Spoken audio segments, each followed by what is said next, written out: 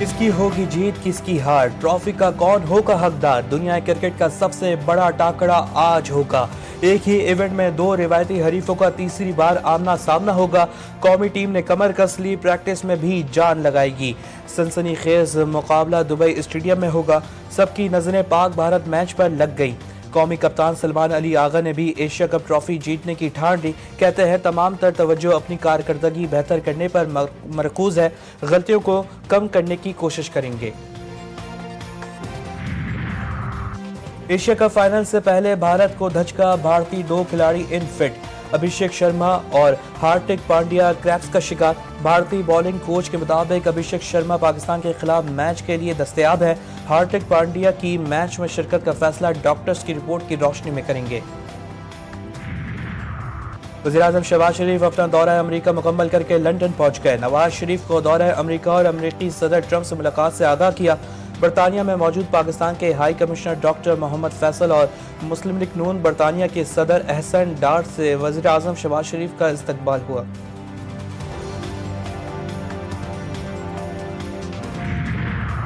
امریکہ نے مسئلہ کشمیر کے پرامن حل کی خواہش ظاہر کر دی۔ امریکی محکمہ خارجہ کا کہنا ہے کہ کشمیر کا مسئلہ پاکستان اور بھارت کے درمیان براہ راست تنازع ہے۔ اگر کشمیر تنازع پر ثالثی کی پیشکش کی جائے تو ہم آمادہ ہیں۔ مذاکرات سے مسئلہ کشمیر حل ہو سکتا ہے۔ بھارت اور پاکستان کے ساتھ اپنے مفادات کو فروغ دینے کی کوشش کر رہے ہیں۔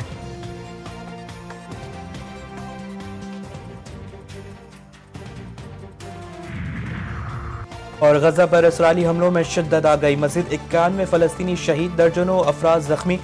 رہائشی عمارتیں، بے گھر فلسطینیوں کی پناہ گاہوں اور خیموں پر بمباری۔ شمالی غزہ میں میڈیا سے بات کرنے والی خواتین اور بچوں پر بھی ڈرون حملہ، ایک ہی خاندان کے 12 افراد شہید۔ غزہ میں شہید صحافیوں کی تعداد 252 ہو گئی۔ سیکورٹی فورسز کا لکی مربد میں خفیہ اطلاع پر آپریشن۔ ISPR کے مطابق آپریشن میں 17 خوارج ہلاک، متعدد زخمی۔ آپریشن فطرت الخوارج کے ملا نذیر گروپ کے موجودگی پر کیا گیا۔ فورسز نے دہشت گردوں کے ٹھکانے کو مؤثر طریقے سے نشانہ بنایا۔ ہلاک خوارج کے قبضے سے اسلحہ اور گولہ بارود بھی برآمد۔ بھارتی اسپانسرز خوارج دہشت گردوں کے خلاف کامیابی آپریشن کی فوٹیج منظر عام پر آ گئی۔ وزیراعظم کا سیکورٹی فورسز کو خراج تحسین کہا۔ فورسز کی بروقت کارروائی سے خوارج کے مذموم عزائم خاک میں مل گئے۔ وفاقی وزیر داخلہ نے فورسز کی پیشہ ورانہ صلاحیتوں کا سراہا۔ خیبر پختونخوا کی صوبائی حکومت نے دہشت گردی ختم کرنے کے لیے کیا اقدام کیے؟ خیبر پختونخوا حکومت کی ذمہ داری ہے کہ سیکورٹی فورسز کے پیچھے کھڑی ہیں۔ گولی چلانے والوں سے گولی کے ذریعے ہی بات ہوگی۔ وزیر مملکت برائے داخلہ طلال چودھری نے واضح کر دیا، کہا پاکستان کا بہت بڑا مسئلہ دہشت گردی ہے، چاہتے ہیں سرمایہ کاری کے لیے محفوظ پاکستان ہو۔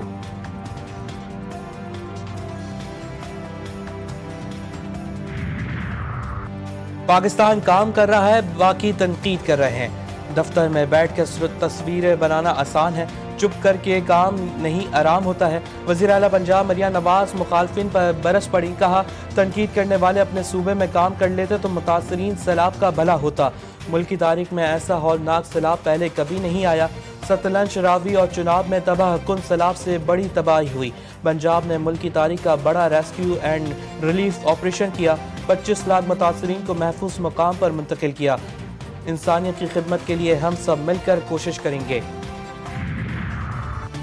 کسان کی سارے سال کی محنت سیلاب بہا لے گیا۔ عوام کی خدمت اصل عبادت ہے، تانے دینا نہیں۔ پیپلز پارٹی کے مرکزی سیکرٹری اطلاع ندیم افضل چند کی پنجاب حکومت پر تنقید، کہا متاثرین سیلاب کو وزیر یا کسی سیکرٹری کے دورے کی ضرورت نہیں، کمزور آدمی ہوں، پیکا ایکٹ کے درد سے نہیں بولتا۔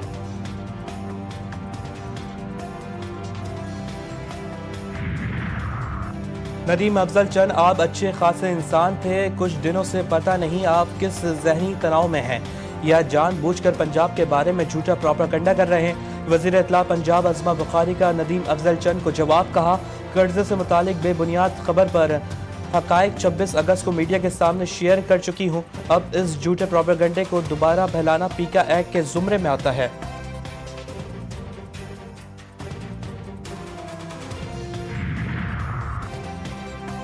شہر میں بدترین انفراسٹرکچر اور ڈمپر مافیا کا راج، ڈمپروں کے نیچے آنے والوں کے لیے کوئی آواز نہیں اٹھاتا۔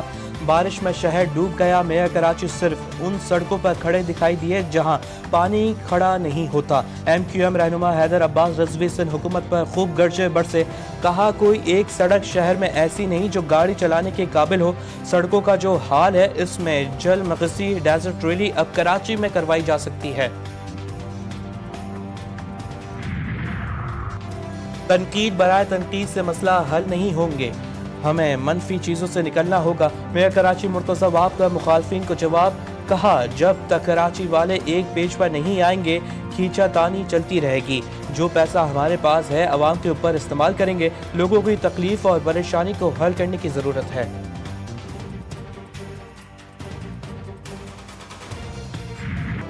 ٹوٹی سڑکیں، ابلتے گٹر، جگہ جگہ گندگی کے ڈھیر، روشنیوں کا شہر کراچی اپنی شناخت کھونے لگا۔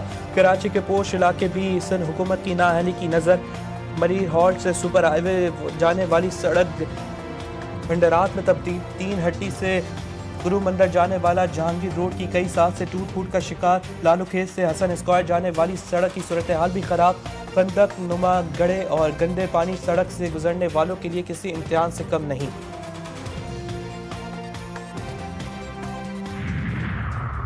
کراچی کے علاقے ڈیفنس فیز 2 میں خوفناک آتش زدگی، گاڑیوں کی ورک شاپ میں لگنے والی آگ نے عمارت کو اپنی لپیٹ میں لے لیا۔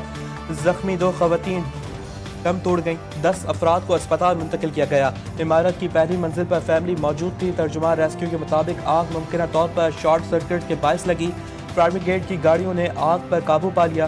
کولنگ کا عمل جاری۔ وزیر اعلیٰ سندھ کا واقعے پر افسوس کا اظہار، فوری انکوائری کا حکم دے دیا۔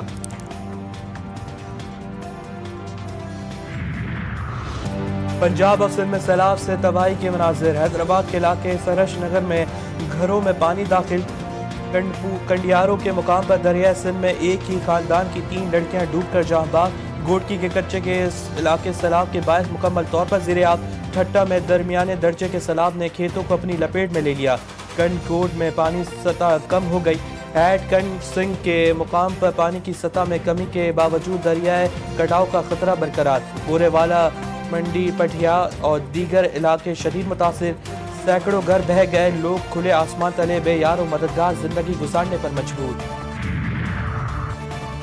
یمن میں بحری جہاز پر یرغمال پاکستانی بازیاب، وزیر داخلہ محسن نقوی نے کہا یمن کی بندرگاہ پر 17 ستمبر کو LPG ٹینکر پر اسرائیلی ڈرون نے حملہ کیا، جہاز پر 24 پاکستانیوں سمیت عملے کے 27 افراد سوار تھے، حوثیوں نے جہاز کو روک کر عملے کو یرغمال بنایا تھا۔ دفتر خارجہ کے مطابق پاکستانی شہریوں سمیت LPG ٹینکر کا پورا عملہ خیریت سے ہے۔ ایران کے خلاف پابندیاں 6 ماہ مؤخر کرنے کی قرارداد ناکام، ایران سے ہٹائی گئی تمام پابندیاں بحال ہو گئیں۔ ایران کا سخت رد عمل، برطانیہ، فرانس اور جرمنی سے اپنے سفیروں کو مشاورت کے لیے واپسی بلا لیا۔ ایرانی صدر مسعود پزشکیان نے کہا افزودہ یورینیم کا ذخیرہ حوالے کرنے کا امریکی مطالبہ ناقابل قبول ہے، امریکی دباؤ کے سامنے جھکنے کے بجائے پابندیوں کا سامنا کریں گے۔